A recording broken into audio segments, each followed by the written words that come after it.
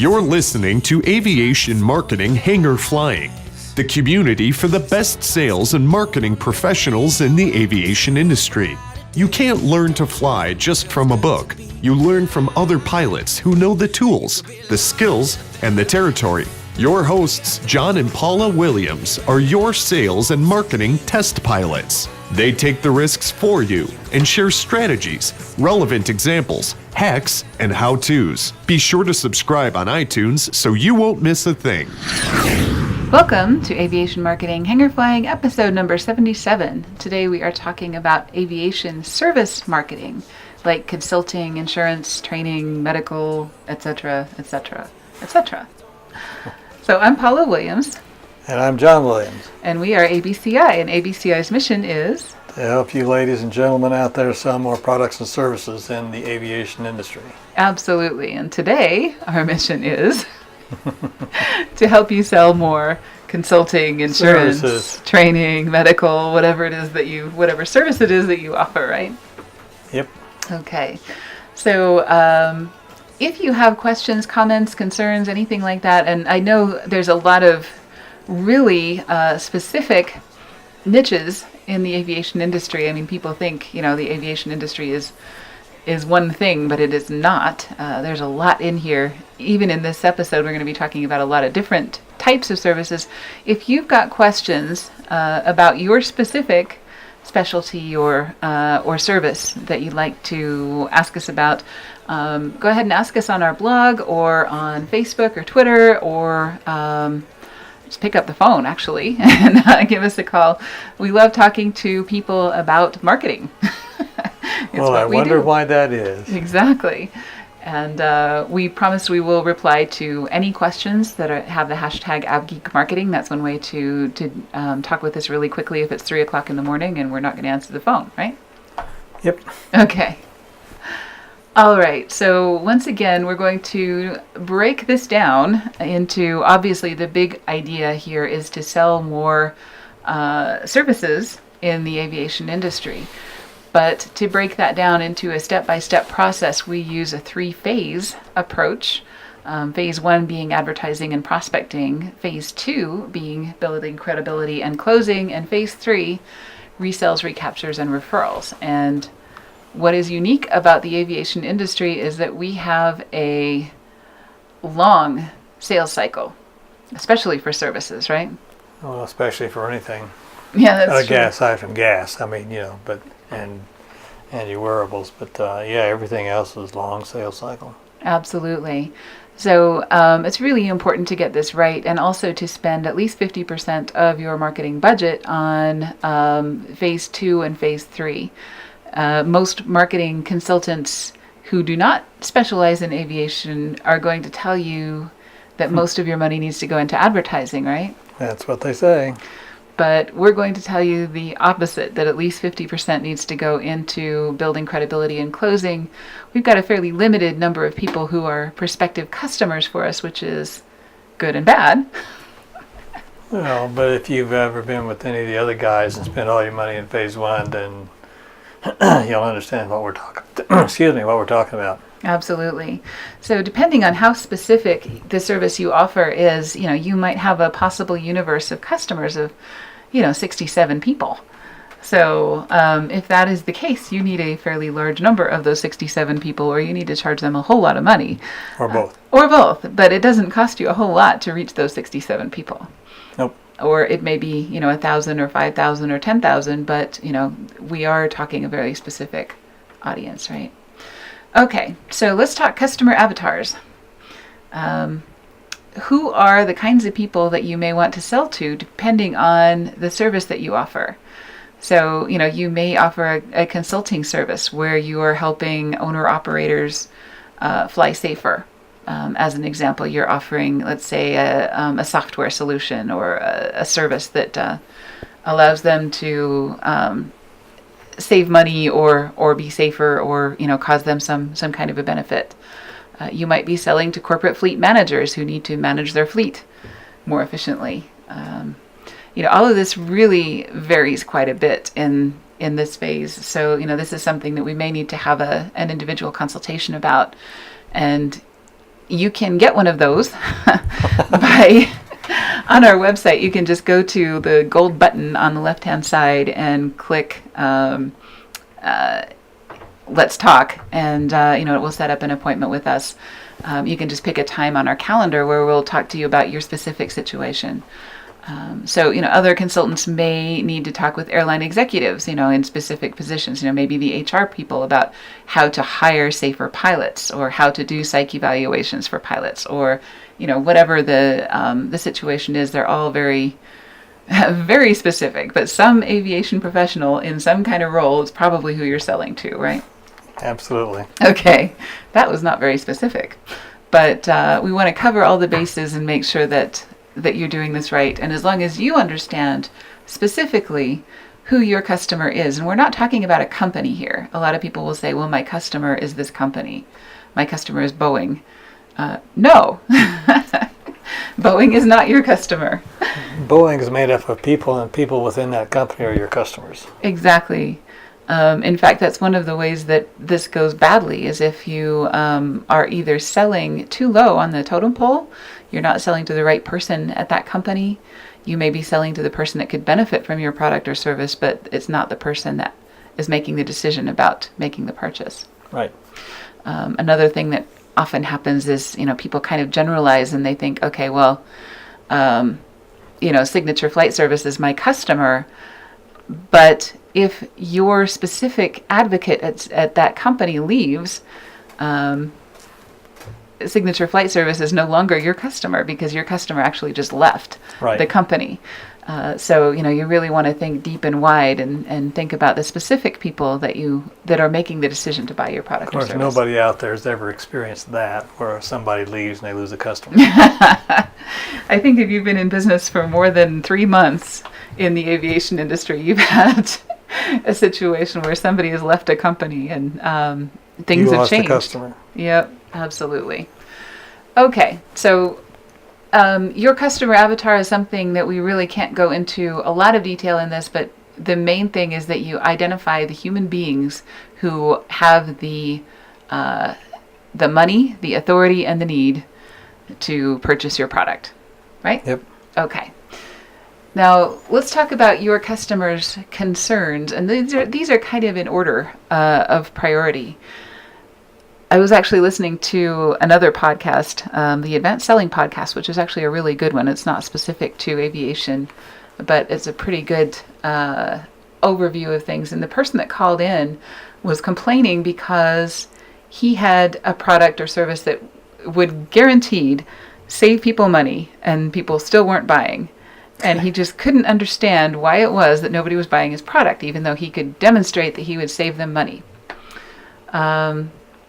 There are a lot of things that are more important than saving a little bit of money in the aviation industry. And was he in aviation? No, he was not in aviation. Okay. But, I thought, wow, we need to talk about this in our podcast because, it was pretty obvious to, the two people that run that podcast, and they did a really good job of straightening him out, and telling him, look, it's not just money that people are concerned about. In fact, it might even not be their own money that they're spending, so they really don't care. What they care about is their job, is this going to make their job easier or harder, and several other things. But in the aviation industry, there's one that trumps everything, and that is safety. Yep. So, if you can improve the safety factor in a demonstrable way, I love that word, demonstrable, but if you can provide evidence that your product is going to improve the safety or improve the safety record of a charter company, for example, or a corporate flight department or something like that, you stand a pretty good chance of making a sale. Even if you're going to actually cost them money. All of these things are things that people take into account, but that's going to be a more important consideration. Another item is regulatory risk, and we're going to talk about all of these in a little bit more detail in just a minute, but time, effort, inconvenience, opportunities to sell their own services, all of these things are more important to people in aviation than the number of pennies that are going out the door at any given time.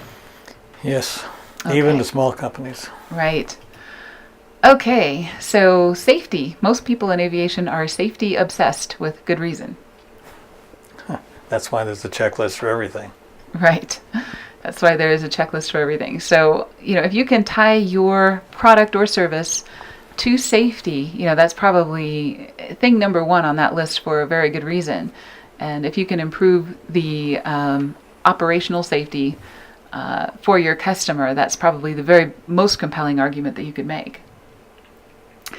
Next most compelling argument that you could probably make is, and this is the FAA in the United States, it's EASA, other places and things like that, but all aviation companies are very heavily regulated, and they do not like being at risk of not being in compliance with the regulation.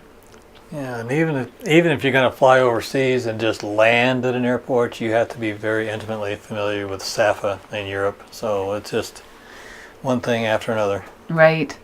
So if you can help someone more easily stay within operational compliance or regulatory compliance, that is a big deal and something that people will pay money for. Mm-hmm. Okay. Next one, and I put these all together, time, effort, and inconvenience. In the example I was talking about on that other podcast, the person that had called in was talking about, he had some software that could obviously save people money. But if it's harder to use, or even if it's easier to use, but there's an initial learning curve that's going to cause people problems in the meantime, they're going to hesitate to do that because it sounds really daunting. Mm-hmm. Any kind of change is really daunting. So moving to different software, people in aviation tend to not want to change their behavior unless there is a really, really good reason. And I say time because, people don't really care about saving time if they're doing something that they love. But if you can save them from spending time doing things that they hate, that's a whole different story. Yeah, make the job easier. Make the job easier.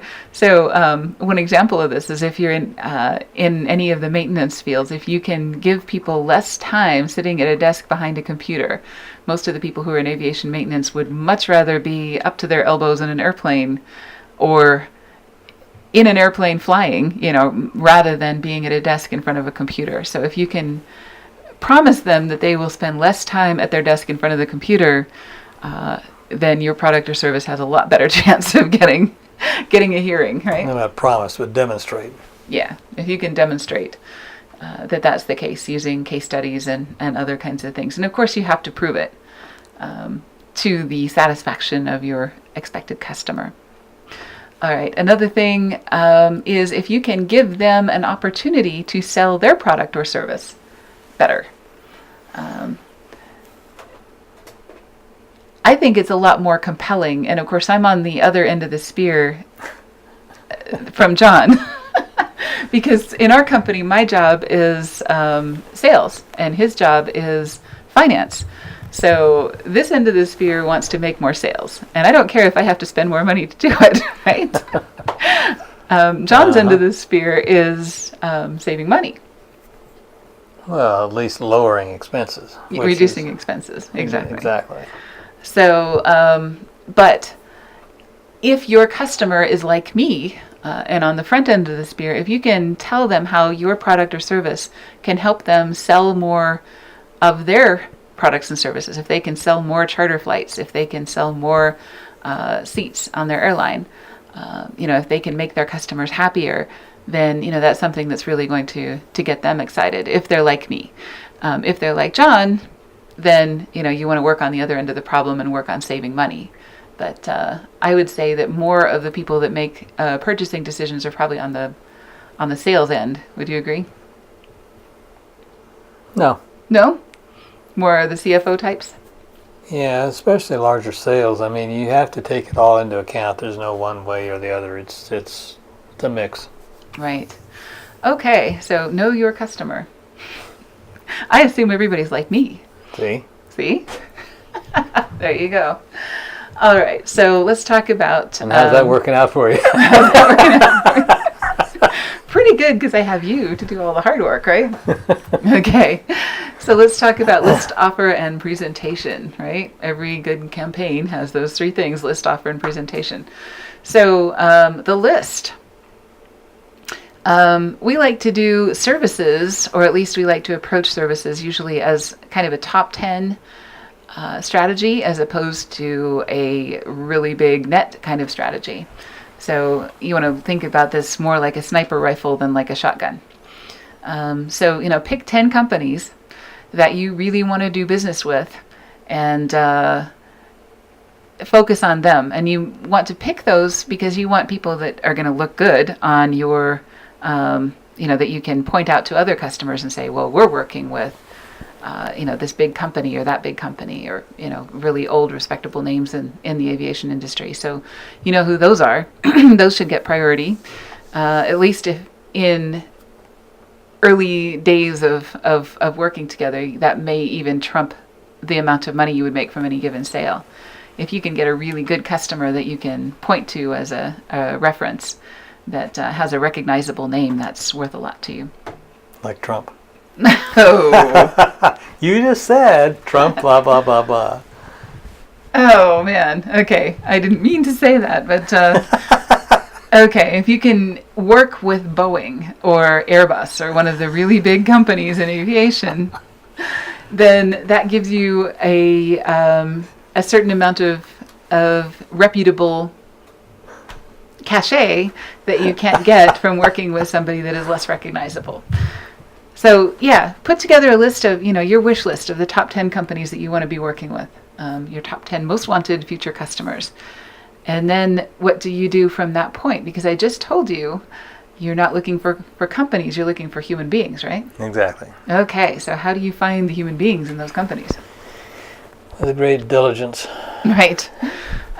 Google or LinkedIn. We actually did a kind of a long explanation of how to do this in episode 18. We talked about infiltrating a large organization. We went into great detail about how to do this, right? Actually, we did. Okay. So I'm not going to do that again, other than the fact that you want to take your top 10 list and use Google and LinkedIn to find the individuals in that company that you want to work with, and plan your attack from that perspective, right? Yes. Okay. So let's talk about offers. You want to start by asking about their business. You want to give before you get. So, what you might give would be like a lead magnet, a free report, a tip sheet, a consultation, something along those lines, because you don't want to start in with your sales pitch before somebody even knows, likes, or trusts you. Yeah. Uh-huh. So, thing number one is kind of establishing that rapport. So your opening salvo should be something along the lines of, we have a free report about, or a free consultation about this, that, and the other thing. Can we set up 30 minutes to have a conversation? And that works really well for selling services, assuming you have found the right individual and you also have a really attractive offer. So other things that you can do presenting your offer, we like to offer lead magnets via social media. So, you can meet somebody via LinkedIn. When you send, your first email to them, you can send them a message and say, we have this free report on this, that, or the other thing. You can download it here. If they do, then you have permission to kind of proceed. So this is kind of a dance. You take a step, they take a step. You don't want to chase people and scare them any more than necessary. So the first step should be small and not scary. And then the second step can be larger and scarier, like a phone call. Okay. And again, it shouldn't be scary. It should be just friendly and once again, offering them something of value or asking them about their business and their problems. And basically, generically, what you talked about in the last several frames is how several sales organizations train people. Mm-hmm. And they spend lots of money to get that training, so you've done a public service. Exactly. We spent how many thousands of dollars with Sandler, with the Sandler leadership group? And we just gave you most of it right there. Kidding, actually. It's a great program, and there's a lot more to it. But if you can follow this outline, you'll do really well in the aviation industry. Another thing we like to do is direct mail, especially for services, because there's a lot that you need to explain and a lot of credibility that you need to build before they're going to have you come anywhere near whatever it is that you're consulting about. So, in this particular package that we've got illustrated here, it's a nice little folder with a DVD of an interview with a happy customer. It's got a handwritten note with some of the details from the phone call. It's got some brochures, that outline the program and so on. So those are all good ways to build credibility for marketing a service, right? Yep. Cool. All right, so that is phase 1. Phase 2 is building credibility and closing, and this is the same as we talked about for a lot of other types of aviation companies, except that I think for services you're going to have a longer phase 2 than for most. Well, but the holding patterns be exactly the same. Yeah. A lot of times there's going to be a lot more people involved in the purchase decision. There's going to be, depending on the size of the transaction and the size of the company that you're selling to, this gets incrementally or possibly exponentially bigger. Yeah, but again, you just circle until you get, if it were ATC, until you get your expected further clearance. But right. Here you don't have to worry about running out of gas. It's all about you just keeping up the program. Right. And what we're talking about here, in case this is the first of our podcasts that you've listened to, a holding pattern is really basically what happens in between your first contact with a prospect and the time that they're ready to execute a transaction.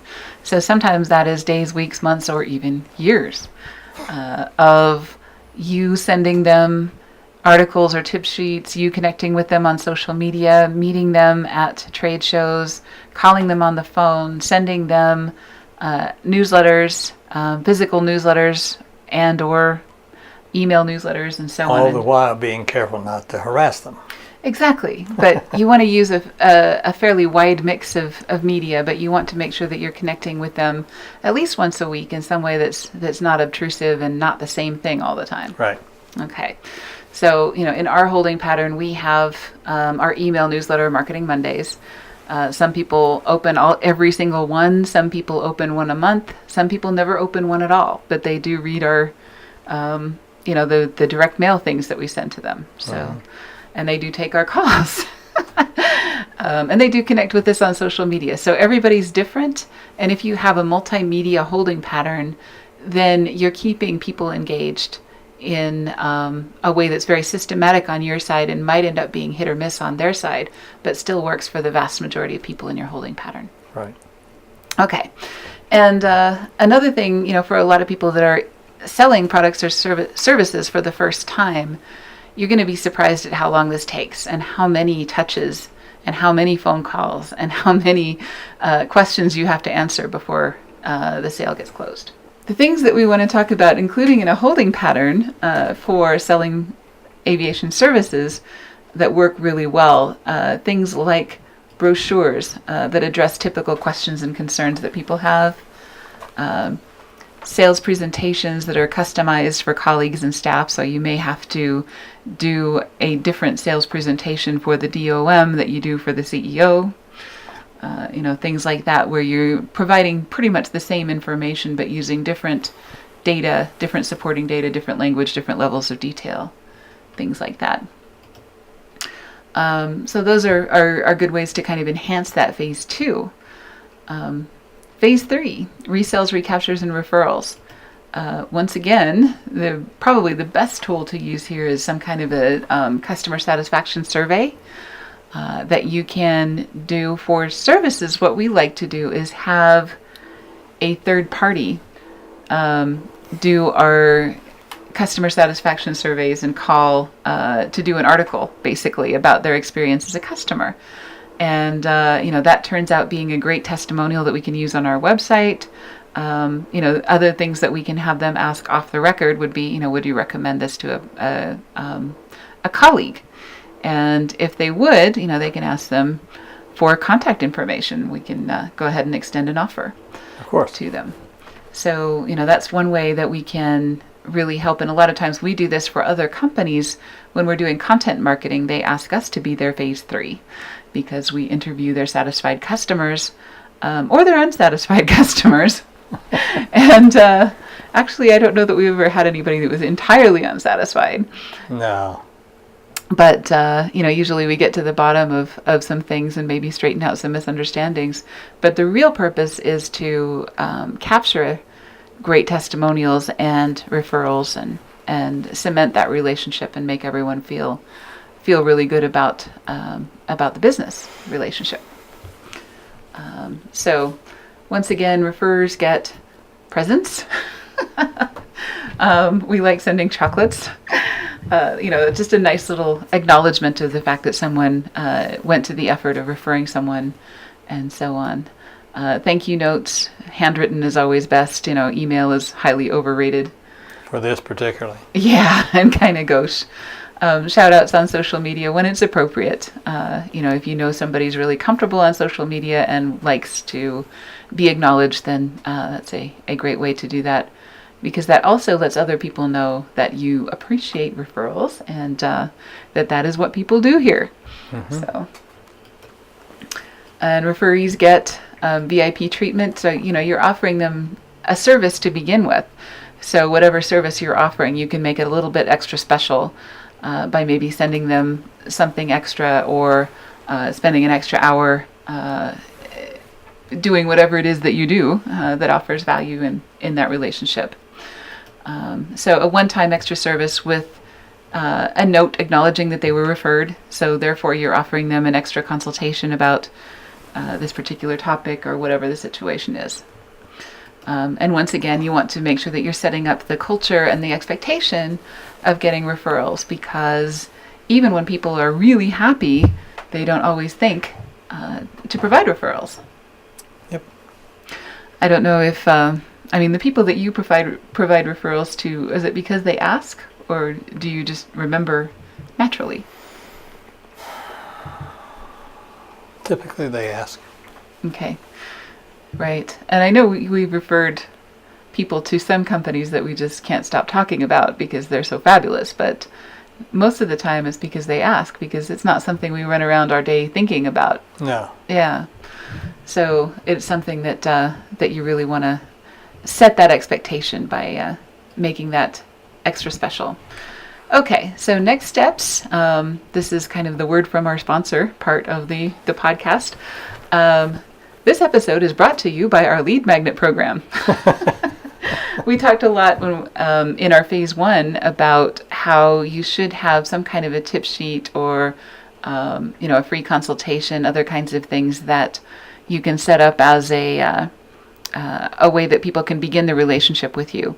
So our lead magnet program, what that does is it sets up a landing page where people can request your free consultation or your service or your guide or your tip sheet or whatever it is that you're offering.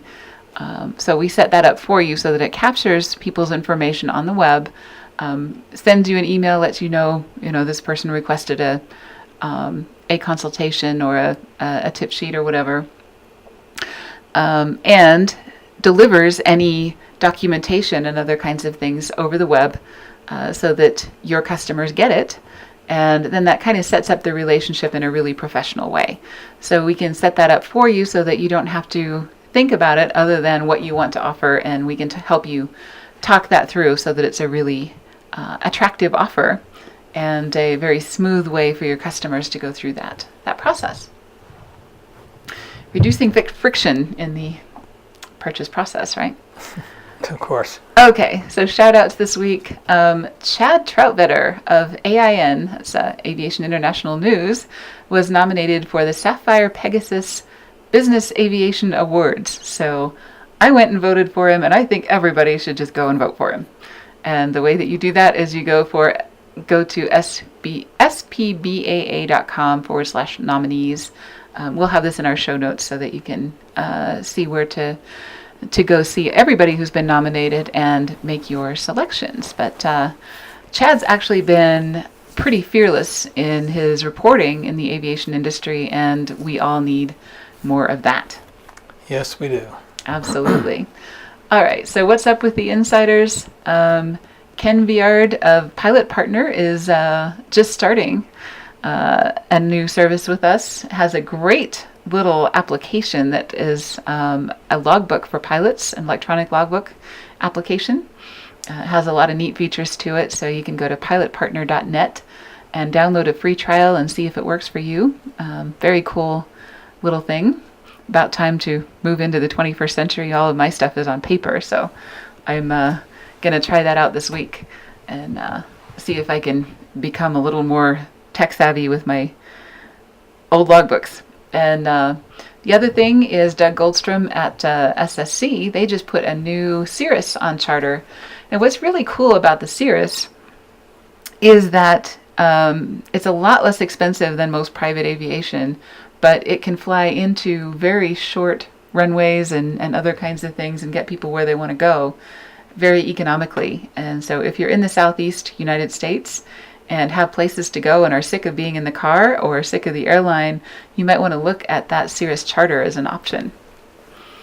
Great way to get where you're going. Absolutely. All right. So go sell more stuff. As Zig Ziglar said, America needs the business. And we say it every single week because And they still do. We still do. Right. So subscribe to our podcast on Stitcher, on iTunes, Stitcher, or Google Play. Wow, I just forgot where we were. iTunes, Stitcher, or Google Play. And do leave us a review and let us know what you think. And we'll see you next week. If you have a type of business that you would like us to give some suggestions on in this podcast, or if you'd like to talk about your business in particular, especially for services, you probably want to get real specific. And you can get a half hour from us for free just by clicking that gold button on the left side of our website at abci1.com. Have a great day. Thanks for joining us for Aviation Marketing Hangar Flying, the best place to learn what really works in sales and marketing in the aviation industry. Remember to subscribe on iTunes and leave a rating.